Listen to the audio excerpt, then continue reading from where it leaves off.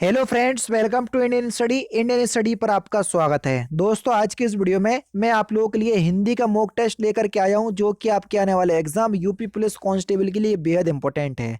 पूरे 37 क्वेश्चंस हैं। वीडियो को एंड तक जरूर देखिएगा और लास्ट में बताइएगा कि आपके कितने क्वेश्चंस जो हैं वो इसमें सही निकले हैं। ठीक है। और लास्ट में मैं आपसे क्वेश्चंस भी पूछूंगा और उसका आंसर आपको कमेंट बॉक्स में बताना होगा। पहला क्वेश्चन आपके सामने, किस क्रमांक में अघोष व्यंजन है? अब देखो, अघोष जल्दी बताओ। हर वर्ग का पहला दूसरा अघोष कहलाता है, तीसरा चौथा पांचवा सघोष कहलाता है। अब आप बताओ अघोष कौन सा है? अब आप बोलोगे सर व्यंजन तो दिए ही नहीं है। तो यहाँ पर जो सही आंसर हो जाएगा वह क्या हो जाएगा सर? सा सा, तीनों ही सा जो आपके अघोष में कहलाते हैं, हा जो है वो अघोष सघोष में जाता है। किस क्रम में पच स्वर है? अब पच स्वर क्या होता है भैया? जीवा के आधार पर स्वरों को तीन प्रकार से बांटा गया, अग्र स्वर, मध्य स्वर और पच स्वर। पच स्वर आपसे पूछा है तो छोटा ऊ ये पच स्वर का उदाहरण है। दूसरा ऑप्शन बिल्कुल करेक्ट हो जाएगा। दिए गए विकल्पों में से आपको प्रति का बहुवचन बताना है कि प्रति का बहुवचन क्या होगा। सिंपल और इंपॉर्टेंट क्वेश्चंस।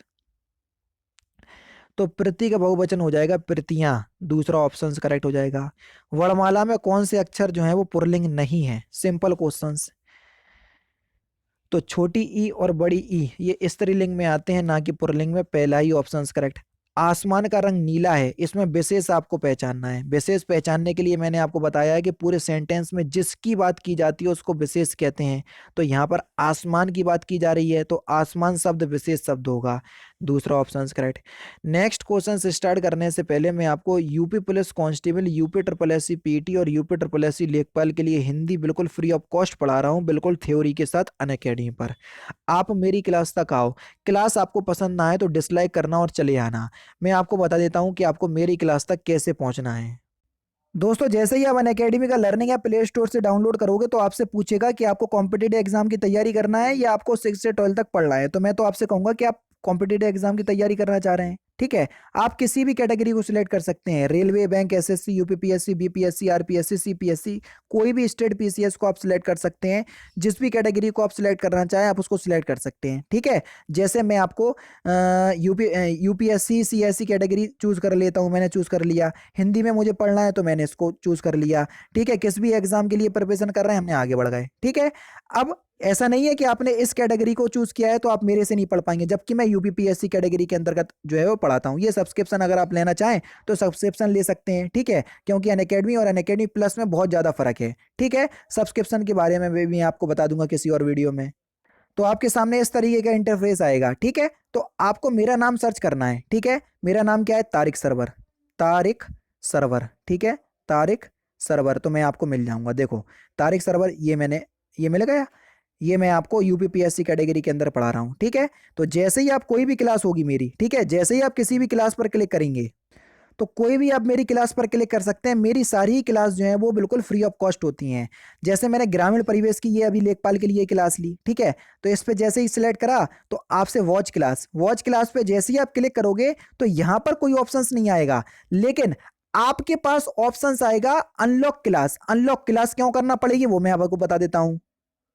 क्योंकि आप मेरी क्लास पहली बार देख रहे होंगे। अगर आप पहली बार मेरी क्लास देख रहे हैं तो आपको मेरी क्लास को अनलॉक करना पड़ेगा। और अनलॉक कोड क्या है मेरा? Indian study. इंडियन स्टडी जो चैनल का नाम है वही मेरा अनलॉक कोड है, क्लास अनलॉक कोड। तो इसको अप्लाई करना, विदाउट स्पेस क्लास आपकी अनलॉक हो जाएगी, बिल्कुल फ्री ऑफ कॉस्ट है। आराम से आप जो है वो देख सकते हैं।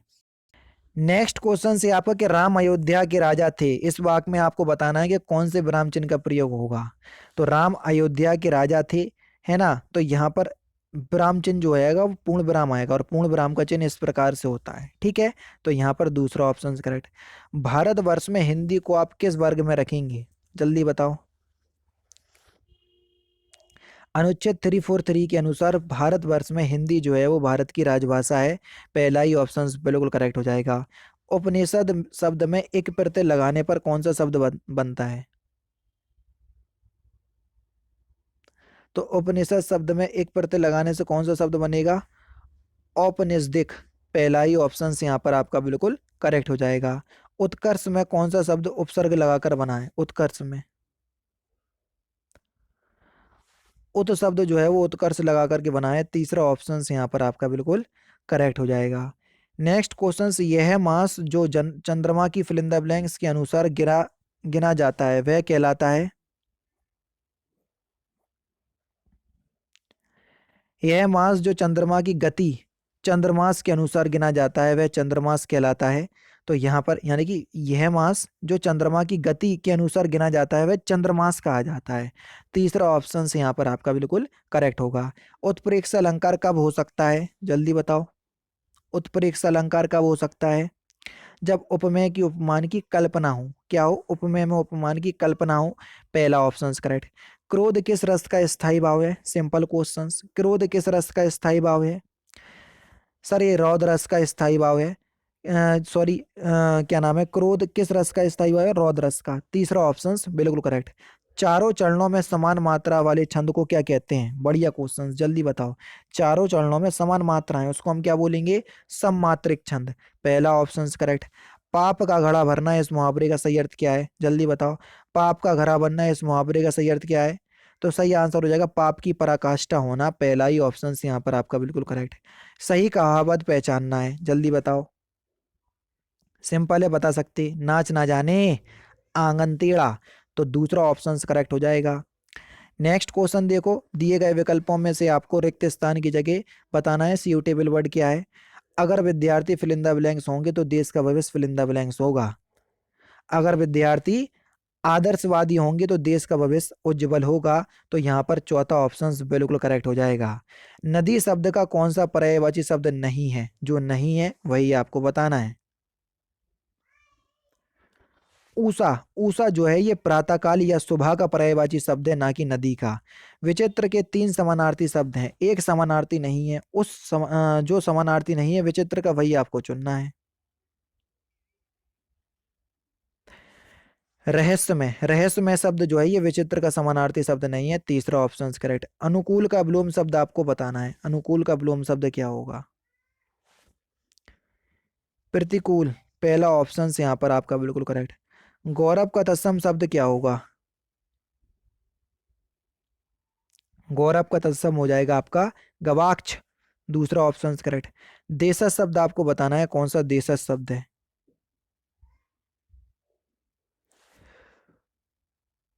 गोड़। गोड़ जो है वो एक देशज शब्द है। दूसरा ऑप्शन करेक्ट। वाक शुद्ध आपको बताना है, कौन सा वाक शुद्ध है? देखो और फिर बताओ। अपराधी को न्यायालय द्वारा 2 वर्ष की सजा दी गई। पहला ही ऑप्शन यहाँ पर आपका बिल्कुल करेक्ट। किस शब्द में कर्मधारय समास है? जो जिसमें कर्मधारय समास है वही आपको बताना है। दुष्चरित्र, है ना। दूसरे ऑप्शंस में कर्मधारय समास है। दूसरा ऑप्शन यहाँ पर आपका बिल्कुल क्या हो जाएगा सर? करेक्ट हो जाएगा। अल्पहारी शब्द में उचित वाक्यांश छांटिए कि अल्पहारी शब्द का उचित वाक्यांश क्या होगा? जो कम खाता उसको बोलेंगे अल्पहारी। तीसरा ऑप्शन करेक्ट। कुरुक्षेत्र के रचनाकार कौन है? ये आपसे पूछा गया है। कुरुक्षेत्र के रचनाकार तो रामधारी सिंह दिनकर जो है ये कुरुक्षेत्र के रचनाकार है। पहला ऑप्शन करेक्ट। सबसे पहले आत्मकथा हिंदी में किसने लिखी? तो किसने लिखी? तो ये श्याम सुंदर दास ने लिखी। पहला ऑप्शन करेक्ट। और लास्ट क्वेश्चन, हिंदी गद्य का सर्वप्रथम युग किसे माना जाता है? तो इस क्वेश्चंस का आंसर आप मुझे कमेंट बॉक्स में बताएंगे। तो दोस्तों ये थे आपके 37 हिंदी के इंपॉर्टेंट क्वेश्चंस जो कि आपके आने वाले एग्जाम यूपी पुलिस कांस्टेबल के रिगार्डिंग बेहद इंपॉर्टेंट है। वीडियो अगर आपको अच्छी लगी हो तो प्लीज़ दोस्तों वीडियो को लाइक और शेयर जरूर कर दीजिएगा। तो दोस्तों फिलहाल की वीडियो में तो सिर्फ इतना ही। अगर आपको वीडियो पसंद आए तो प्लीज़ दोस्तों वीडियो को लाइक कीजिए, शेयर कीजिए और साथ ही साथ हमारे चैनल को सब्सक्राइब करना ना भूलें, क्योंकि मैं रोजाना इसी तरह की वीडियोस आप लोगों के लिए लाता रहता हूँ। नमस्कार दोस्तों, जय हिंद, जय भारत।